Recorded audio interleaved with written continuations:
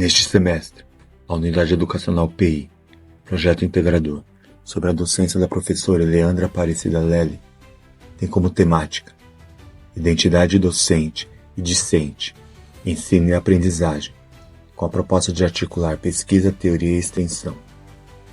A partir de um processo de pesquisa e reflexão debruçado sobre o tema, pensar na constituição de uma identidade docente dialoga intimamente com questionamentos acerca da nossa visão sobre a identidade escolar, as maneiras como nossos processos de subjetificação interpretam, reconhecem, relacionam-se, são atravessados por uma ideia do que é a escola, e as interações possíveis entre todos os seus atores. A formação contínua do docente enfrenta cada vez mais desafios fomentados por uma nova realidade social que impõe novos letramentos, que tensionam todo um histórico de educação analógica versus os avanços tecnológicos com acesso cada vez mais democratizado. Propor reflexão sobre a identidade docente nos processos de ensino e aprendizagem perpassa por repensar e ressignificar o papel do educador frente à nova realidade social e a dinâmica relacional mais humanizada, sem hierarquias de poder que acabam por fortalecer uma prática escolar engessada, homogeneizante, conteudista. Qual é o docente que se pretende formar continuamente? Qual é a docência que estamos fomentando nos nossos processos de autoformação?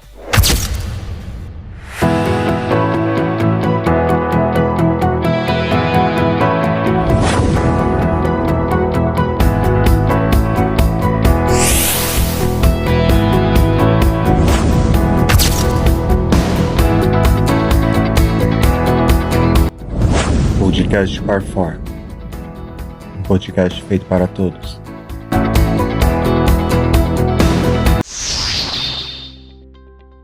Ponto de partida foi estabelecer um perfil formativo na EMEB Cândido Portinari, situada no município de São Bernardo do Campo. A EMEB faz parte do programa Educar Mais no município e atende crianças no período de 9 horas diárias. Conta com 14 professores. Esses profissionais, na sua grande maioria, têm formação superior no curso de pedagogia. Apenas um dos professores conta apenas com formação em magistério, mas está atualmente cursando pedagogia na modalidade EAD. Deste grupo de 14 profissionais, 2 têm outras graduações: Psicologia e Direito. Nenhum dos profissionais, totalizando 14, tem curso de mestrado ou doutorado. Todos esses profissionais consideram a formação continuada nos processos de autoformação essenciais para qualificar as suas práticas e a educação como um todo. Apontam que é um processo de extrema importância, mas ainda assim apontam muitos desafios para poder concretizar sua formação. Esses questionamentos certamente não têm uma única resposta como um horizonte possível, mas são os disparadores neste percurso que estão imbricados com os nossos questionamentos sobre como potencializar e qualificar o ensino e aprendizagem dos educandos. Ser um docente na atualidade não comporta essa noção de ser um especialista num assunto que detém toda a sabedoria teórica exercida com giz nas mãos e um quadro negro. Por outro lado, acreditar que ser o docente.com e usar as tecnologias disponibilizadas é por si só somente a efetivação de um novo modelo de docência também nos parece um equívoco. Interessante pensar que essas duas formas de atuação docente ainda são vistas como formas de atuação díspares, uma espécie de antagonismo pedagógico. Certamente se ancora na pluralidade de teorias e abordagens sobre a educação, a prática docente e a didática, que vem disputando os espaços formativos por tantas décadas. Uma escola nunca fala por si só. A EMEB Cândido Portinari é um reflexo de algo maior, de algo estrutural. E não há como não pensar em políticas públicas na área da educação.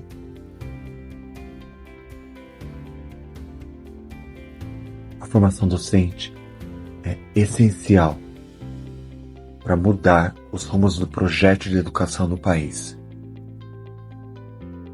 Mas ainda assim, se olharmos para o macro, é uma área extremamente deficitária. Há um grande número de profissionais da educação que não têm uma formação considerada adequada. Ao olharmos para a EMEB, Cândido Portinari, ao olharmos para sua equipe docente, ao pensarmos como se dá a formação neste pequeno agrupamento, podemos sim partir disso para olhar para algo muito maior. O PNE, Plano Nacional de Educação, já vislumbra essa dura realidade. A necessidade de mais formação aos profissionais da educação. E reforça uma realidade precarizada de formação continuada aos profissionais. Opa! A informação aparece. Eu sou o Eduardo e esse é o podcast Parfor, o podcast feito para todos. Hoje eu vou falar um pouco sobre o Plano Nacional de Educação, PNE, Lei 13.005/2014. Ele tem como um total de 20 metas que objetificam melhorar a educação brasileira. O PNE tem nas suas metas 14, 15 e 16 os objetivos a seguir. A meta 14 visa elevar gradualmente o número de matrículas na pós-graduação, stricto sensu, com o objetivo de atingir a titulação anual de 60 mil mestres e 25 mil doutores. Em outras palavras, a meta busca aumentar significativamente o número de pessoas com pós-graduação no Brasil, especialmente no mestrado e no doutorado, para fortalecer a produção de conhecimento e a qualidade da educação superior. Já a meta 15 visa garantir, em colaboração entre a União, Estados, Distrito Federal e municípios, que todos os profissionais da educação básica possuam formação específica em nível superior na área em que atuam. Essa formação deve ser obtida em curso de licenciatura na área de conhecimento correspondente.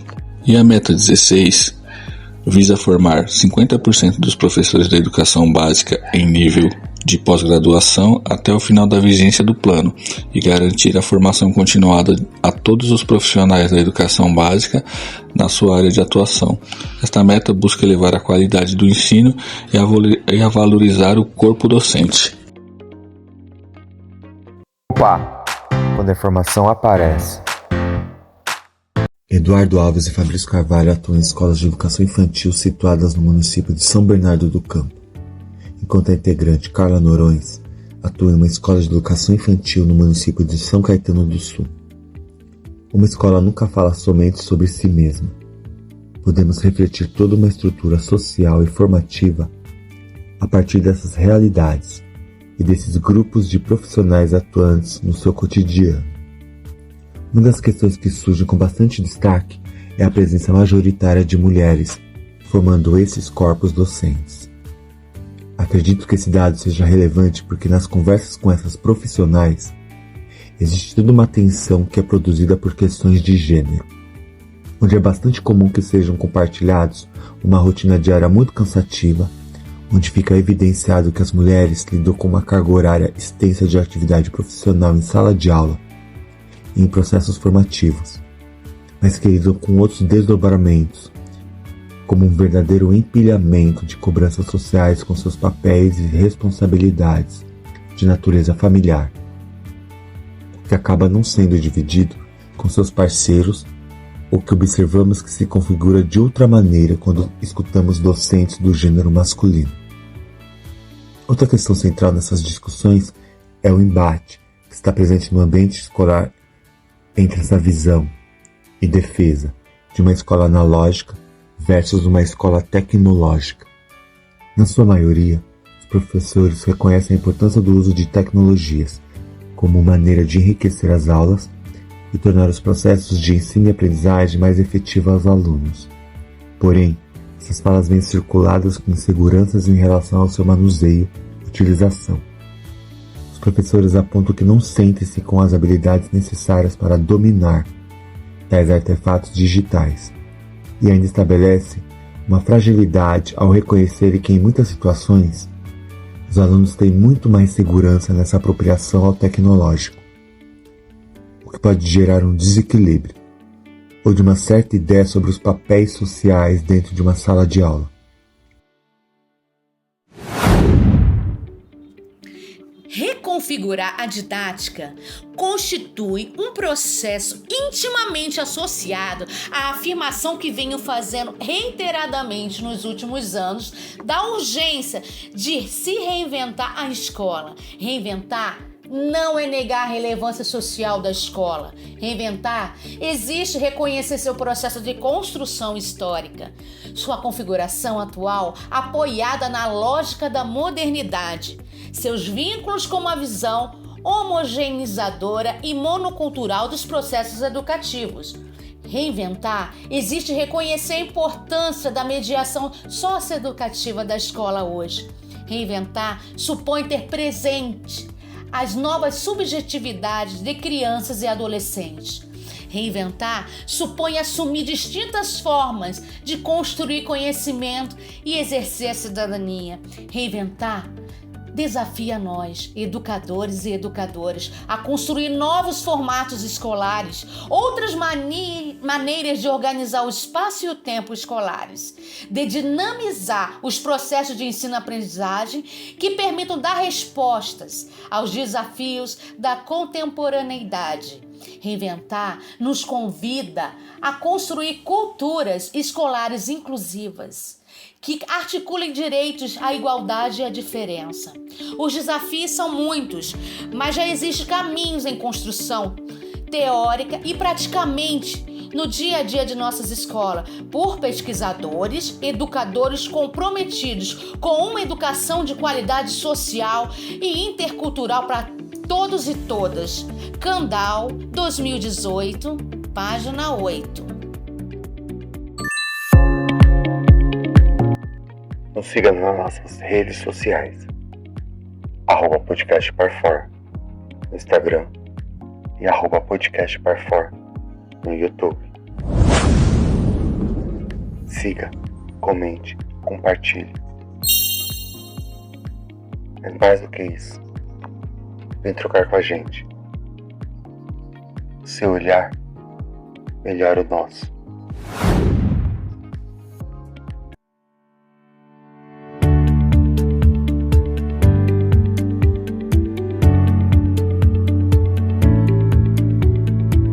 Dados oficiais compartilhados pelo Anuário Brasileiro da Educação Básica 2024, em relação à formação do atual corpo docente, 12,8% dos profissionais da educação básica não possuem graduação em 2023. O pior índice foi observado na educação infantil, etapa em que aproximadamente 1 em cada 5 docentes não tem curso superior. Fonte: Todos pela Educação, Anuário Brasileiro da Educação Básica, São Paulo, editora Moderna, 2024. Diante de tal painel da educação brasileira e das fragilidades da formação do corpo docente em abrangência nacional, não há como não refletir na precariedade das políticas públicas em relação aos planos de cargos e salários. Uma das realidades mais presentes nas falas dos profissionais em educação é de como a formação continuada está estabelecida como uma responsabilidade individual, uma cobrança que gera insegurança, insatisfação e fragiliza o docente perante o sentido de sua atuação. O docente precisa investir em autoformação, mas essa realidade impõe-se como uma atitude individual. Cria-se uma ideia equivocada de que cada profissional tem o seu valor atrelado aos seus investimentos pessoais na formação, que quanto mais cursos acessa, mais compromissado com sua prática esse profissional está. E essa concepção acaba por gerar uma desqualificação, no sentido de baixa autoestima, pois carrega em si um esvaziamento crítico acerca das esferas políticas, que envolvem a atuação do educador. Nas conversas com professores que atuam no município de São Bernardo do Campo, muitos têm um perfil formativo bem engessado. Apresentam a formação na graduação Pedagogia e, como formação continuada, acessam cursos de pós-graduação. Inclusive, hoje existe a oferta de formação em pacotes, com mais de uma pós a ser realizada em modalidade EAD, em tempo recorde, com finalidade de impacto salarial. Depois ficam desmotivados, pois, como aparece em muitas falas, todo investimento de tempo, compromisso e dinheiro em formação continuada não gera um impacto salarial e de valorização da prática pedagógica ao docente. O profissional que busca se aperfeiçoar acaba por sentir-se onerado, dentro de uma estrutura fomentada por políticas públicas precarizadas. Por isso, é essencial refletir a questão da autoformação docente a partir de um olhar que gera uma tortura psicológica ao educador. Não há discordância sobre a importância e urgência da formação continuada para repertoriar estes profissionais. Mas, para além disso, precisamos encarar que essa discussão está entrelaçada com o projeto político-pedagógico do país, com a maneira como cada docente vai constituindo a sua concepção sobre o ser professor. Como já afirmado antes, não é uma receita milagrosa que vai definir uma trilha perfeita para garantir processos de formação aos docentes. Até porque isso seria negar a realidade diversa e díspare destes profissionais em âmbito nacional, e apagar dessa discussão os atravessamentos de ordem de classe, raça e gênero, assim como outros aspectos que moldam as subjetividades e que impõem desafios de naturezas múltiplas. Mas eu gosto de pensar na autoformação continuada como um espaço subjetivo e cognitivo de rebeldia epistemológica. Então, diante de tantos e tamanhos desafios, seja por questão de acesso a cursos formativos, das políticas públicas que não fomentam uma maior valorização da profissão, dos enfrentamentos cotidianos no espaço escolar, que acolhe tanta diversidade teórica e humana, na necessidade de ampliar nossos letramentos numa sociedade onde o tecnológico e o analógico convivem, a formação continuada é um espaço de resistência aos modelos e imposições de caráter economicista, aos ataques a um projeto de democracia popular e, sobretudo, a constituição de um ser professor comprometido com a luta por uma sociedade menos injusta. Quero, com as palavras de Paulo Freire, em uma das suas cartas da obra Pedagogia da Indignação, Cartas Pedagógicas e Outros Escritos, São Paulo, Nesp 2000, seja um fomento e um horizonte a nossa ocupação social enquanto educadores. Ser um docente dentro de uma realidade é estar continuamente esperançando novas realidades, transformações e contribuir, mesmo que pareça um diminuto grão, para utopias de redenção social. Que sejamos agentes da transformação, que as nossas práticas não sejam neutras.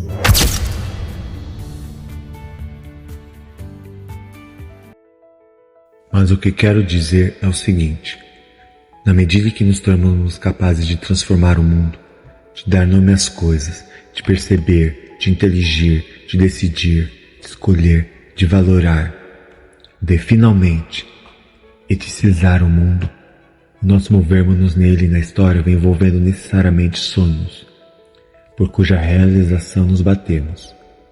Daí então, que a nossa presença no mundo, implicando escolha e decisão, não seja uma presença neutra.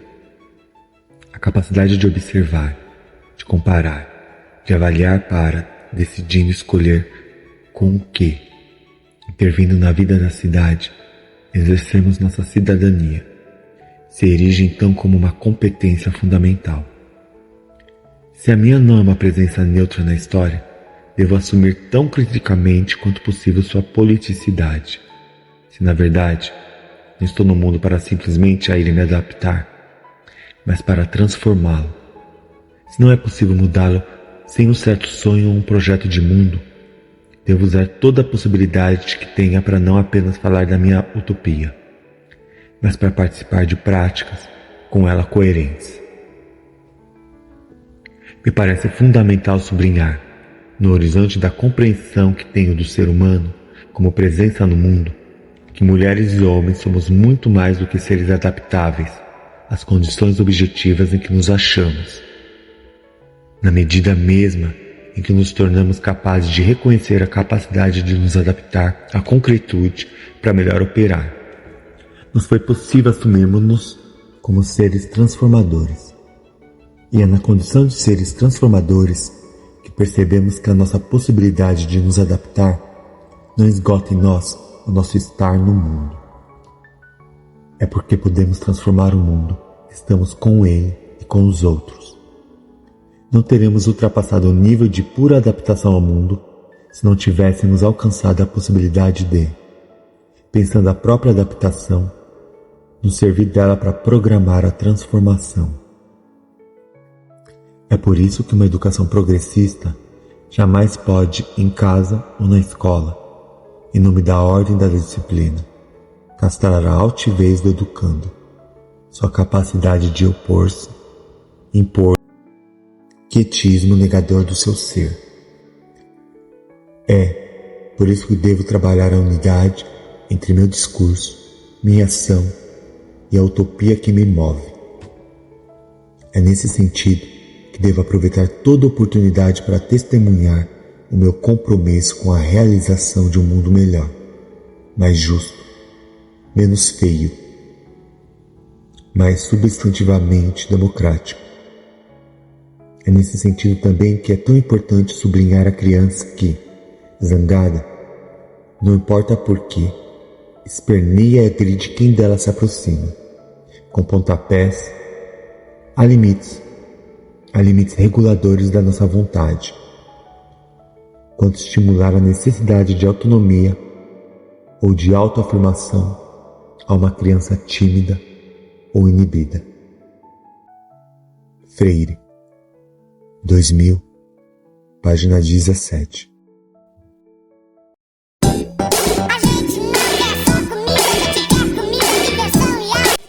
Indica aí. Especial Formação Docente.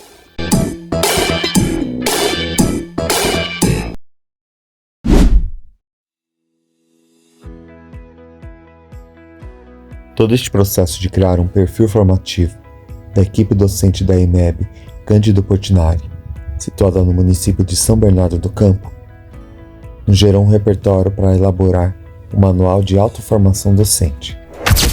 O nosso Indica aí, eu, Fabrício Carvalho, juntamente com os meus colegas Carla Noronha e Eduardo Alves, pretendemos compartilhar com você que nos ouve algumas sugestões para processos de autoformação.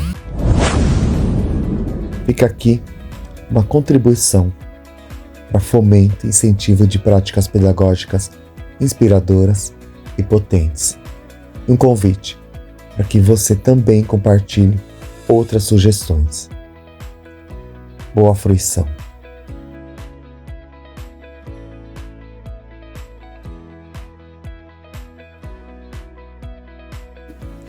Minhas indicações são 2 livros da obra de Paulo Freire e uma obra que se articula a partir de sua bibliografia. A Sombra desta Mangueira. Este livro reúne 12 ensaios reflexivos de Paulo Freire sobre a educação, política e cultura, com destaque para a importância da escuta e do acolhimento na prática pedagógica. Pedagogia da Autonomia. Obra fundamental do educador brasileiro Paulo Freire, publicada em 1996, que apresenta propostas de práticas pedagógicas voltadas para a construção da autonomia dos educandos. O livro valoriza e respeita a cultura, conhecimentos empíricos e a individualidade dos alunos, promovendo uma educação crítica e libertadora.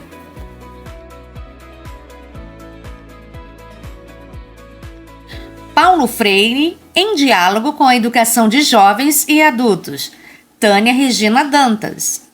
A obra é destinada a professores, estudantes e pesquisadores da área de educação interessados em reflexões sobre diferentes conceitos e interpretações de concepções freirianas nas relações entre educação, ambiente e sociedade contemporânea, com vistas à reorganização curricular na educação de jovens e adultos, EJA. A partir de uma construção coletiva, intenta elaborar resposta às questões do cotidiano docente, propondo caminhos para aqueles que desejam trilhar por uma educação libertadora.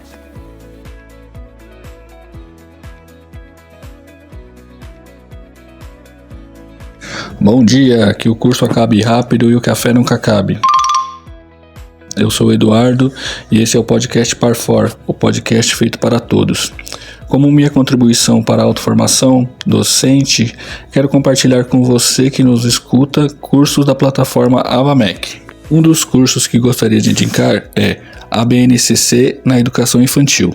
O curso prevê a apresentação da Base Nacional Comum Curricular, seus princípios e estruturas, há um aprofundamento sobre as áreas e respectivos componentes curriculares, tomando algumas habilidades previstas para os anos iniciais como referência. Por fim, será abordada a reformulação de projetos pedagógicos e a implementação de currículos da educação infantil, norteados pela BNCC. A carga horária é de 30 horas e o conteúdo é desenvolvido em 3 módulos em ambiente virtual. Os objetivos.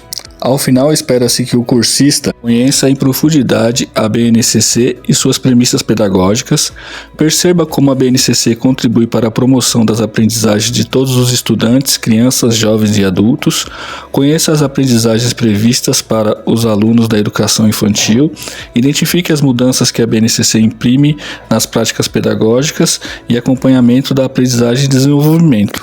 Fica a dica aí de um bom curso.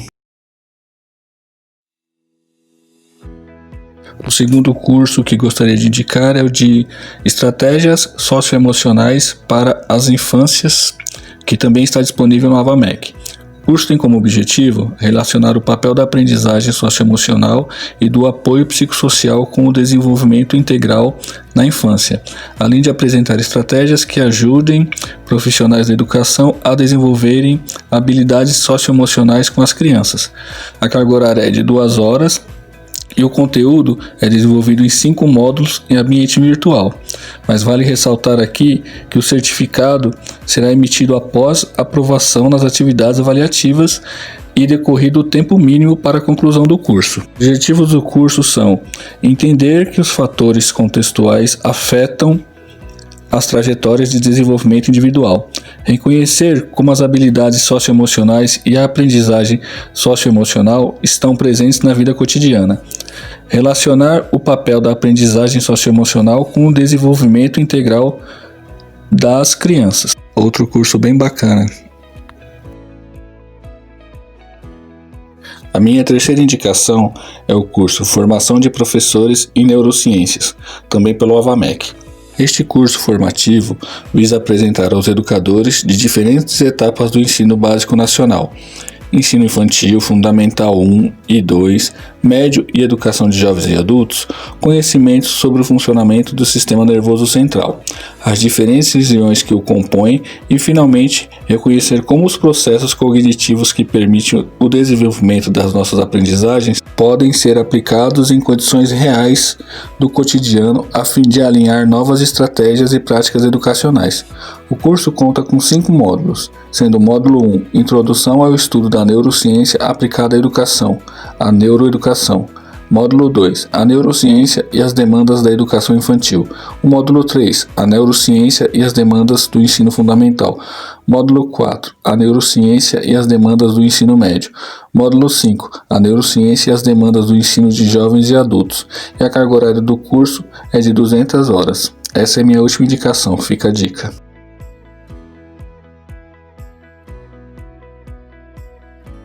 Eu sou Fabrício Carvalho e você está ouvindo o podcast Par4, um podcast feito para todos. Como as minhas indicações para processos de autoformação docente, eu pensei nos campos da saúde e da cultura.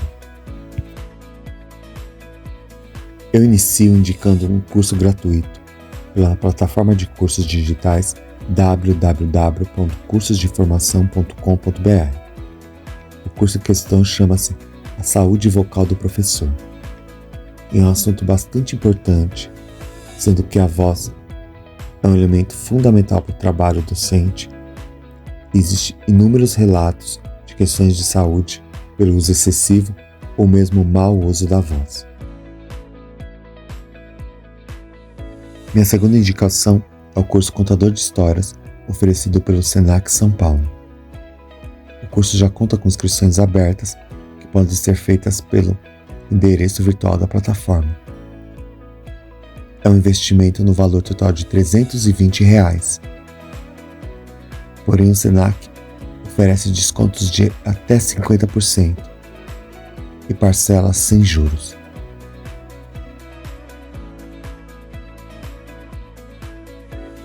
Por fim, eu digo que você faça o login no endereço virtual Meu SESI.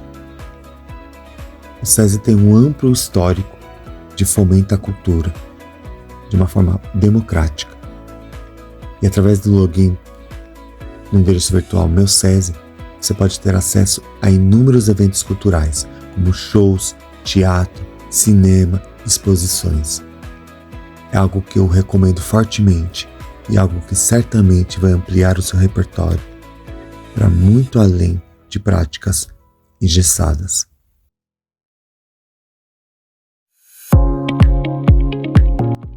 Nos siga nas nossas redes sociais, @podcastparfor no Instagram e @podcastparfor no YouTube.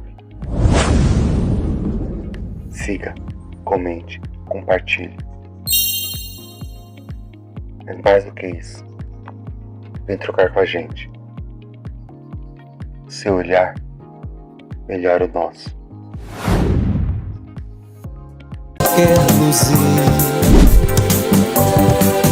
Eu também sou Parfor. Moreno, Francisco, Gilberto, João. Gente, é pra brilhar, não pra morrer de fome.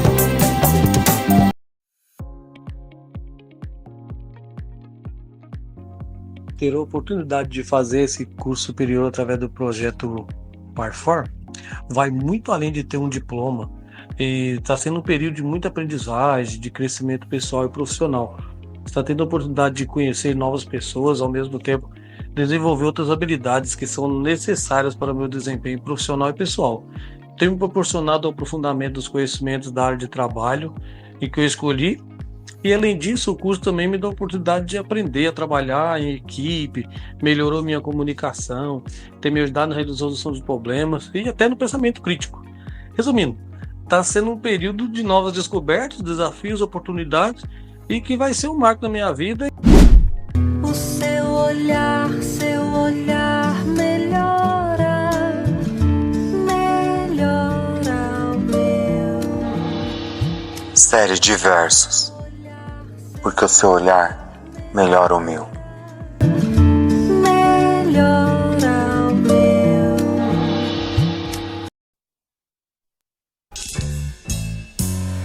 Eu não sei dizer nada por dizer, então eu escuto.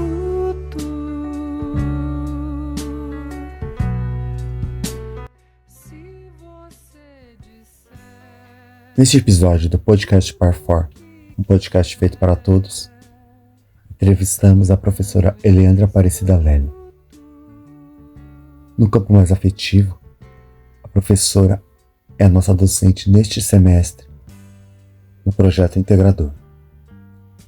E nessa conversa abordaremos a sua própria formação docente, assim como os desafios de processos de formação dentro de uma realidade de múltiplos letramentos.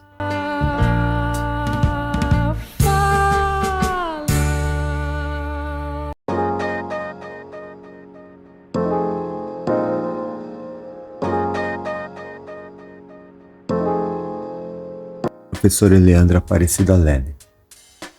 Gostaríamos de iniciar sabendo como se deu seus processos de formação docente. Então, com relação à minha história,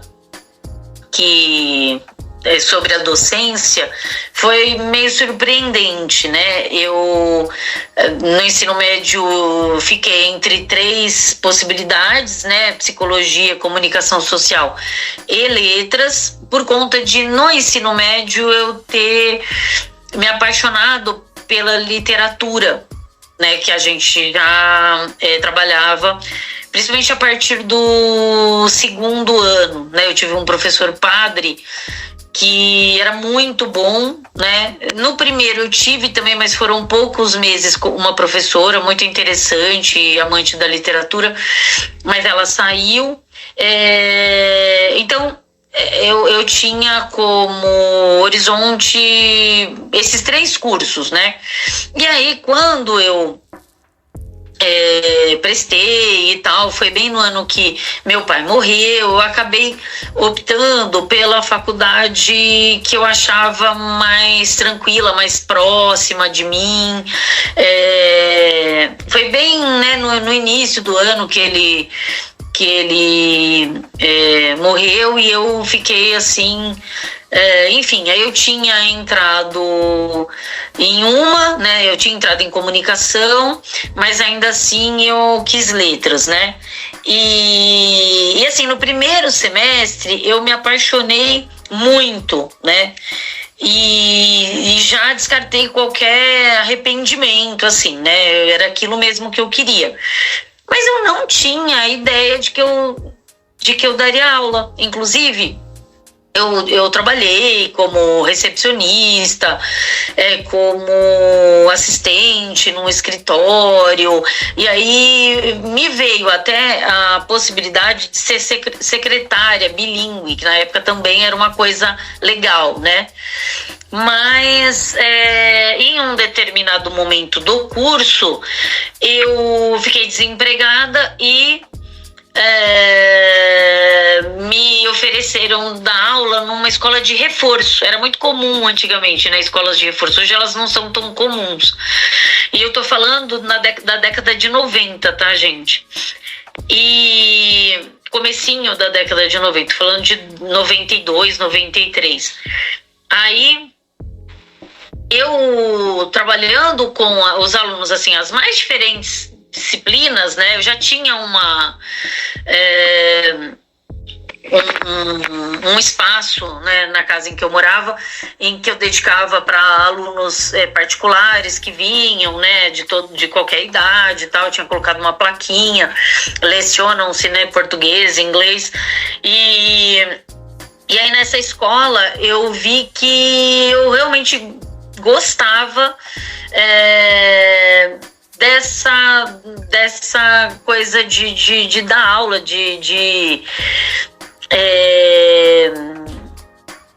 a ideia, né, de ajudar, de permitir que houvesse assim, uma facilitação para as pessoas, né?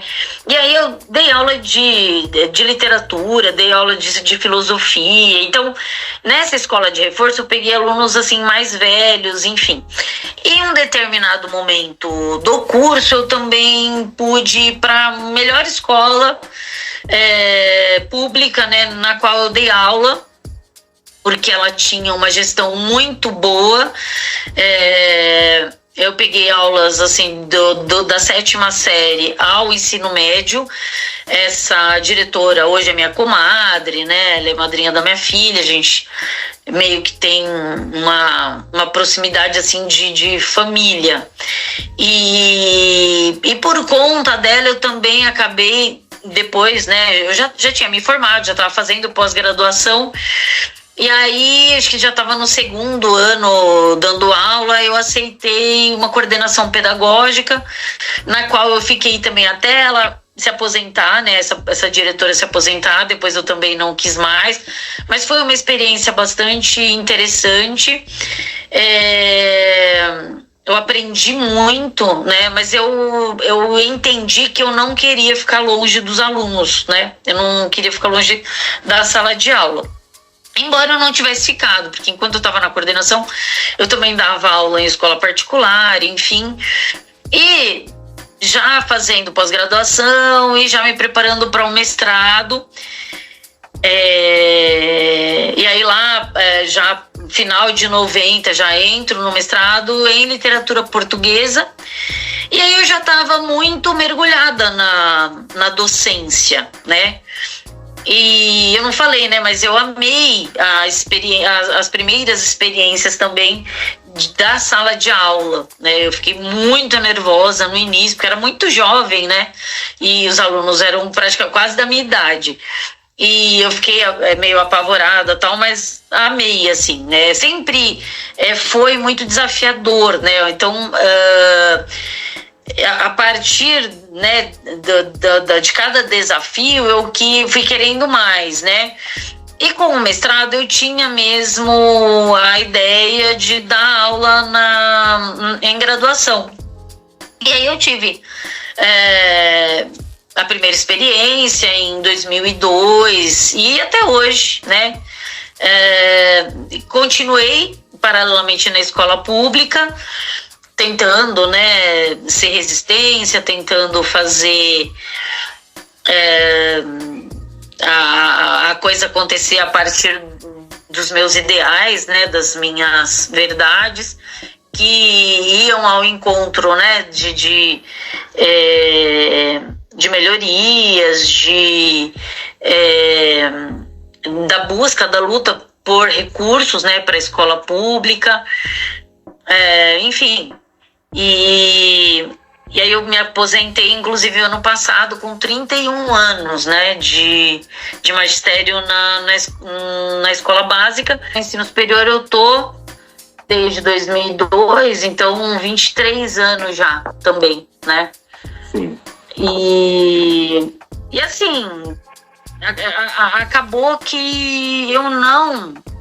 Depois que eu comecei a dar aula, eu não me vi mais fazendo outra coisa. Nem mesmo a coordenação. Nem mesmo... Eu tive muitos convites, né? Eu até passei por uma coordenação de EAD muito rapidamente para ajudar uma amiga que tinha ido fazer o doutorado em Portugal, e aí ela não queria perder o lugar, e aí eu fiquei para esperá-la, mas eu deixei muito claro que eu não ficaria, porque eu realmente sei, né, o que me faz bem, e é esse contato com os alunos, sejam de qual faixa etária forem, né? É isso. Para ouvir uma versão estendida dessa entrevista, acesse o QR Code na tela. A professora Eleandra Aparecida Lely aborda a formação continuada versus a gestão democrática. E ainda fala sobre a constituição de uma identidade docente.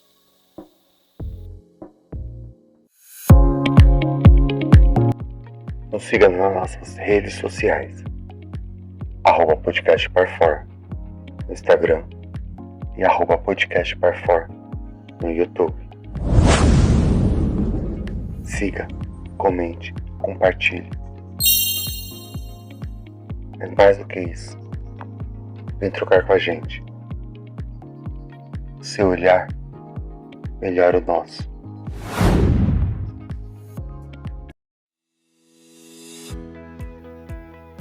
Eu sou Fabrício Carvalho e você está ouvindo o podcast Parfor, podcast feito para todos. Esse primeiro episódio da segunda temporada fica por aqui. Agradecemos fortemente a sua audição e contamos com a sua participação nas nossas redes sociais. O seu olhar melhora o nosso. E agradecemos novamente a todos que contribuíram para a elaboração desse conteúdo. Muito obrigado. Fiquem todos bem. Até a próxima.